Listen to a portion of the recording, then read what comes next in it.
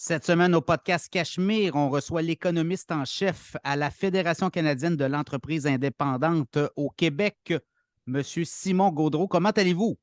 Je vais très bien, merci. Et vous?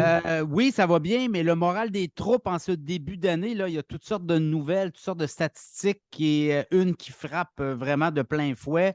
Trois quarts des propriétaires de PME au Québec veulent vendre d'ici 10 ans. Donc, il va y avoir un transfert important de richesse dans les prochaines années, hein? Oui, c'est énorme. C'est des statistiques. Malheureusement, on ne peut pas dire ça nous prend par surprise dans le sens où c'est un rapport, une recherche que l'on fait à la FCEI à fréquence régulière, là, toutes Oui. les quelques années. Et on voyait déjà la vague arriver. C'est un peu comme les pénuries de main-d'œuvre, hein, si on veut. Il y a un mouvement de fond, c'est alimenté par la démographie. Là, la pandémie, évidemment, a mis plein de choses sur pause pendant un court moment. Mais là, ça revient en force. Puis comme on le titre dans notre rapport, on dit que c'est un tsunami, hein, qui va déferler. Beaucoup de chefs d'entreprise, comme les travailleurs québécois, cherchent maintenant ils ont complété une belle carrière, puis ils cherchent à prendre leur retraite en grande partie. D'autres, peut-être, qui ont trouvé ça difficile là, les dernières années. Et ça fait en sorte ça, d'accélérer les transferts d'entreprises. Là, on dit que pour le Canada, il y en a pour 2 milliards de transferts d'actifs qui s'en vient. Fait que 2 billions, c'est des milliers de milliards, je C'est m'excuse. 2 000 milliards, c'est ça. C'est ça, c'est ça. Alors ça fait beaucoup d'argent, hein. Ça fait énormément d'actifs à transférer, là. Et là, c'est peut-être pas tout le monde qui va trouver preneur et ça, on doit planifier ça d'avance aussi. Il y a des cabinets comptables, il y a des grandes institutions financières qui ont pris les devants puis qui offrent des services d'ailleurs à ces entrepreneurs-là de dire, écoutez, travaillez au moins 3, 4 années d'avance, 5 ans si possible, et même plus pour essayer de faire une transition en douceur de tout ce transfert de richesse, mais également de connaissances. Et là, il y a des entrepreneurs qui se réveillent là, mais qui auraient peut-être dû faire le travail, là, peut-être 2, 3 ans, 4 ans avec leurs employés ou avec des organisations. Absolument. C'est ce qu'on dit aussi dans le rapport, c'est qu'il y a beaucoup d'entreprises qui prévoient passer le flambeau à la prochaine génération ou aux prochains propriétaires. Mais malheureusement, une fraction seulement d'entre elles ont préparé un plan de relève. Alors, on les incite évidemment fortement à aller chercher les ressources nécessaires, bien s'entourer, pas improviser ça. Et effectivement, il y a différentes dimensions.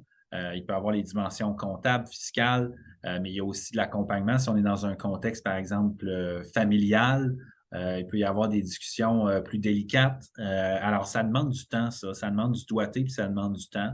Alors, c'est pour ça qu'on dit faut pas improviser ça. Et puis, il y a heureusement de plus en plus d'experts là, qui sont là pour accompagner les entreprises là-dedans. Donc, il ne faut pas hésiter à aller miser sur ces ressources-là. Ça peut aider franchement à simplifier les choses grandement, puis à faire en sorte que tout le monde s'en sort un peu plus gagnant, là. Oui, puis j'imagine qu'il y a des opportunités là, pour des entrepreneurs, des jeunes entrepreneurs qui veulent prendre de l'expansion, soit diversifier les secteurs, des branches de leurs entreprises, ou encore des jeunes entrepreneurs qui disent, ben, c'est peut-être l'occasion, tant qu'à partir à zéro dans une business, je vais peut-être acheter l'entreprise de quelqu'un, je vais bénéficier de l'expertise pendant quelques années et je vais pouvoir avancer dans ce secteur-là, là. Absolument. Le repreneuriat, c'est une forme Oui. d'entrepreneuriat. Mérite d'avoir ses lettres de noblesse au même titre qu'un entrepreneur, par exemple, qui choisirait de commencer son entreprise à partir de zéro. Pourquoi? Parce que ben, on bénéficie d'un bel élan, mais aussi c'est pas du tout impossible là, de mettre l'entreprise à sa marque, si on veut, de l'adapter, de la faire évoluer. Et on peut parfois, tout en respectant miser sur une tradition, miser sur cette tradition-là, puis faire en sorte que l'entreprise croît encore plus parce qu'on apporte une nouvelle perspective. Donc, le repreneuriat devrait être autant valorisé, sinon plus, parce qu'il y a des actifs importants là, qu'on ne veut pas perdre pour la société. C'est une voie importante là, pour l'entrepreneuriat au Québec. Est-ce que la pandémie a aussi retardé ce passage-là ou ce transfert d'entreprise? Parce que c'était pas évident, là. On ne pouvait peut-être pas nécessairement acheter en pleine pandémie, reprise, on regarde un peu le chiffre d'affaires aller. Donc là, on a quand même 2022 derrière nous et ça a été une année de reprise, là, clairement. Donc ça aussi, j'imagine, ça a joué dans l'équation. Oui, absolument. Comme je le disais tout à l'heure, il y a plein de choses que la pandémie a mises sur pause. C'est évident que lorsque les entreprises ont été obligées de fermer du jour au lendemain, hein, pour protéger la santé publique, hein, c'est ça qu'on leur a demandé, Oui, oui. puis que les aides après ça ont pris du temps avant de se manifester. Pour certaines entreprises, elles n'ont jamais pu se qualifier à ces aides-là.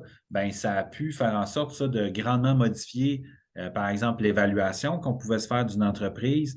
Ça a pu modifier ses finances au cours des 2, 3 dernières années. Donc, tout ça vient chambouler des plans. Il y a le côté humain aussi à toute cette affaire-là. Comme tout le monde, quand la pandémie est arrivée, ça a peut-être changé nos perspectives sur ce qu'on veut faire pour les prochaines années, comment on veut aborder notre carrière, le reste de notre vie. Alors, tout ça mis ensemble fait en sorte que oui, on peut dire que les plans des entrepreneurs ont été chamboulés. Certains les ont retardés, puis certains les ont devancés, ces Ouais. plans de céder l'entreprise. La pénurie de travailleurs là-dedans aussi peut inquiéter un repreneur ou un racheteur d'une entreprise si on sait que dans l'entreprise, la main-d'œuvre est vieillissante. C'est des facteurs qui jouent aussi, hein. Absolument. On l'a toujours dit que la main-d'œuvre, c'était peut-être l'actif le plus précieux Ouais. pour un entrepreneur.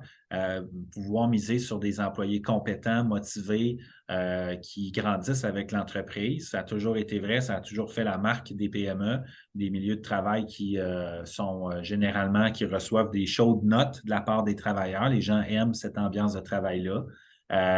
Mais c'est ça, de plus en plus, ça devient des personnes convoitées, ces fameux travailleurs clés-là, et les entrepreneurs doivent se battre pour les garder.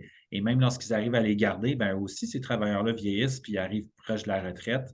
Alors, si une entreprise qui est sur le point d'être vendue compte, par exemple, hein, la plupart de nos PME, il faut le dire, la moitié ont moins de 5 employés. Donc, c'est des petits milieux de travail, hein, c'est des micro-entreprises. Même à 10 ou à 20, prenez 3 ou 4 employés clés qui sont sur le bord de prendre leur retraite dans les prochaines années alors que l'entreprise est à vendre, bien, ça peut modifier l'équation là, sur les décisions de céder l'entreprise, puis encore une fois, l'évaluation de leur entreprise. Fait qu'effectivement, vous avez raison de dire que la pénurie de main-d'œuvre, comme dans beaucoup d'autres Ouais. angles de notre économie, vient jouer les troubles-fêtes un peu là. Le modèle coopératif peut-il apparaître aussi comme une option? Je m'explique. Si jamais un entrepreneur veut vendre, puis là, il s'aperçoit que ses employés n'ont peut-être pas les moyens, on peut former une coopérative à l'interne et peut-être là, céder l'entreprise à la coopérative où les travailleurs deviennent des propriétaires à part égale. Ça peut être aussi un facteur. On le voit, le modèle coopératif peut fonctionner dans ce cas-là. Oui, ça peut être un modèle qui fonctionne. Je pense que l'important à la fois pour l'acheteur et le vendeur, c'est de trouver un modèle qui fonctionne. Ouais. Et les PME sont un peu comme nous, là, il n'y a personne qui est identique, hein. Chaque PME a un peu son modèle particulier, son ADN. Alors, ça veut dire que chaque cas est unique. Ce n'est pas parce qu'on a 2 PME dans le même secteur d'activité, peut-être même dans la même région, qu'on va avoir le même processus de transfert qui va faire du sens. Nous, dans notre rapport, par exemple, qu'on vient de publier, on voit que parmi ceux là, qui vont céder leur entreprise, bon, il y en a 49 qui vont vendre à un acheteur qui ne fait pas partie de la famille, 24 à un membre de leur famille. Puis ensuite, le troisième choix le plus populaire, c'est de vendre à un ou plusieurs employés, à OK. 23 mais lorsqu'on vend à un ou plusieurs employés, comment ça peut se faire? Bien, ça pourrait se faire par le biais d'une coopérative.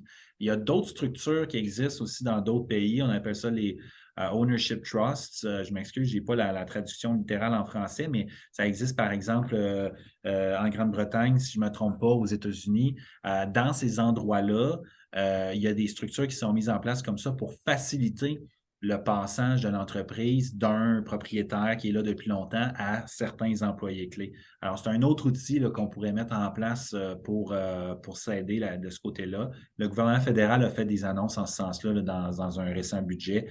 Donc, on regarde ça très attentivement. Mais les employés, encore une fois, que ce soit par le biais d'une coop ou d'autres mécanismes, peuvent être une solution intéressante définitivement là, pour assurer la transition, la survie de nos PME. En faisant votre étude, qu'est-ce qui vous a frappé le plus bon, là, il y a le chiffre 75 qui veulent vendre d'ici 10 ans, mais est-ce qu'il y a d'autres données qui sont quand même, non pas inquiétantes, mais qui marquent l'imaginaire? Ouais, ben en fait, comme je le disais tout à l'heure, c'est que bon, il y a le plan de relève dans plusieurs cas est absent. Donc Ouais, ça nous inquiète un peu. ça, c'est inquiétant dans la mesure où on l'a répété, puis surtout, si tu veux vendre, tu penses vendre, la pensée magique n'existe pas, là. Oui, absolument, c'est ça. Puis c'est sûr que l'entrepreneur, c'est un débrouillard, une débrouillarde, hein. C'est des gens qui ont comme définition de tâche, on le dit des fois, la définition de tâche de l'entrepreneur, c'est de régler des problèmes. Mais dans un cas comme celui-là, c'est toute une vie là, qu'on a bâtie. Alors, de s'entourer des bonnes ressources, on ne le répétera jamais assez, ça peut éviter de faire des erreurs coûteuses puis rendre un processus beaucoup plus harmonieux. Je pense que c'est bon aussi de regarder ça assez à court terme là, pour beaucoup d'entrepreneurs, comme on l'a vu aussi dans notre rapport, vous demandez là, des statistiques qui peut-être frappent un peu plus l'imaginaire. Pour plusieurs d'entre eux, là, c'est 15 c'est dans les 12 prochains mois qui comptent passer le flambeau, puis un autre 41 d'ici 1 à 5 ans. Donc, ça va aller vite, là. Ça va aller vite, là. Puis, un plan de relève, ça prend du temps à se mettre en place, là. Donc, dans certains cas, le meilleur moment pour commencer, c'était hier. Le deuxième meilleur moment, on va dire que c'est aujourd'hui. C'est bon. Le moral des troupes, comment il va? Vous sondez l'humeur de vos membres assez régulièrement. Il y en a beaucoup qui sont endettés. Là, on voyait les statistiques, les taux d'endettement. Et bon, dans le domaine de la restauration aussi, c'est des secteurs qui, dans les prochains mois, seront aussi appelés peut-être à connaître un ralentissement économique. Donc là aussi, le moral des troupes, PME ou membres de la FCEI, dans les prochains mois, ça va être aussi crucial, là. Oui, on a deux outils principalement là, qu'on utilise à la FCEI pour poursuivre un peu la situation des PME depuis un qu'on a créé pour la pandémie, qu'on appelle notre tableau de suivi de la santé des PME. La dernière fois qu'on l'a mis à jour en novembre, il y avait toujours 51 des PME du Québec qui avaient des revenus sous la normale et 59 qui avaient un restant de dette liée à la pandémie. Je ne parle pas de toute la dette normale de l'entreprise, je parle de l'extra lié à la pandémie. Puis la moyenne de cette dette-là qui restait, c'était 111 000 environ par PME. Donc, il y en a 6 aussi qui contemplaient une fermeture définitive. Ces chiffres-là nous montrent qu'il y a une grande fragilité encore pour beaucoup de PME, surtout du côté financier.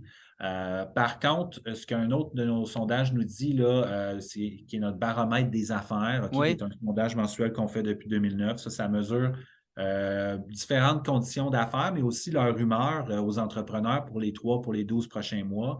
Il y a des choses qui se sont améliorées. Par exemple, les proportions d'entreprises qui disent moi, ça va bien dans mon entreprise versus celles qui disent moi, ça va mal. On est à peu près de retour là, aux proportions qu'on a enregistrées en 2019. Fait que ça c'est encourageant d'une certaine façon. Là, je vous cite des chiffres pour ce sondage-là de Oui. décembre dernier. C'est assez récent. Mais lorsqu'on leur demande, par exemple, de se projeter dans l'avenir, de nous dire qu'est-ce qu'ils anticipent pour leur entreprise pour les 12 prochains mois, notre indice de confiance pour les entrepreneurs québécois en décembre dernier, il était de 47,7. Ça c'est un niveau, là, juste pour un peu vulgariser tout ça. Notre indice de confiance, c'est une espèce de solde d'opinion, si vous voulez. Fait que si c'est en bas de 50, il y en a plus qui sont pessimistes que qui sont optimistes. Puis, à un niveau comme ça, on est en fait dans des niveaux qui ressemblent pas mal à des récessions. On enregistre ça, ces niveaux-là, depuis 2009, seulement quand on est dans des périodes autour de des périodes de récession. Fait que ça veut dire que les On le sent, PME ont... hein, les PME Ouais. sont sur le terrain, elles sentent là, le pouls de la consommation et des consommateurs. Donc, on peut penser qu'on rentre dans quelque chose là, qui peut ressembler à un ralentissement, là. C'est ça. Puis c'est très difficile à prédire, évidemment, comme on le sait tous. Il y a à peu près la moitié des économistes qui vont vous dire on risque d'avoir une récession, peut-être modérée, puis l'autre moitié qui disent ouais, il n'y en aura pas, mais ça va être une croissance économique très Ouais. faible. Bref, moi, je ferai le sommaire de tout ça en disant on va être autour du 0 Et comme le ministre des Finances du Québec le disait récemment, ce qu'il faut retenir par contre, au-delà de ça, c'est peut-être que 100 de chance qu'on n'ait pas une économie très vigoureuse en 2023. Fait que, les PME anticipent ça, intègrent ça présentement, puis ça teinte leur optimisme par rapport à l'année à venir. Puis comme je le mentionnais tantôt, il y en a une bonne partie aussi qui n'ont pas une situation financière très reluisante. Il y a des entreprises pour qui ça va bien. Là. Je ne veux pas Non, non. peindre un portrait tout noir, mais je pense que c'est important de garder en tête que ça a été pour tout le monde des années très difficiles, la pandémie, mais quand on pense à nos PME qui ont dû fermer, qui n'ont pas eu de revenus, des aides pour compenser une fraction de, Oui, de ces absolument. pertes-là, Oui. quand c'était pas d'aide du tout. C'est un boulet, là. Fait ça prend du temps à se relever de tout ça. Et je pense que c'est un peu ce qui est reflété dans nos chiffres aussi. Les PME vont bien sûr espérer que ce soit moins pire que prévu en 2023, que l'inflation baisse plus vite, qu'on échappe à la récession. Ce serait des bonnes nouvelles. Il y a déjà des bonnes nouvelles sur certains indicateurs économiques, hein, les fameuses pénuries de produits, là, les chaînes d'approvisionnement, Ça ça revient, semble là. Ouais. s'estomper. Ouais. Il y a certains indicateurs sur la pénurie de main-d'œuvre qui montrent que c'est encore très élevé, mais on aurait atteint un sommet. On serait comme en train de redescendre un peu sur la pression de ce côté-là. Fait que ça, c'est un indicateur aussi qui peut nous permettre d'espérer un peu pour 2023, mais il reste que c'est une situation générale qui est quand même assez difficile d'un point de vue historique pour les PME. Là. Ça va être à suivre. Simon Gaudreault, économiste pour la FCEI Québec. Merci beaucoup. Merci. À la prochaine. Au revoir. Au revoir.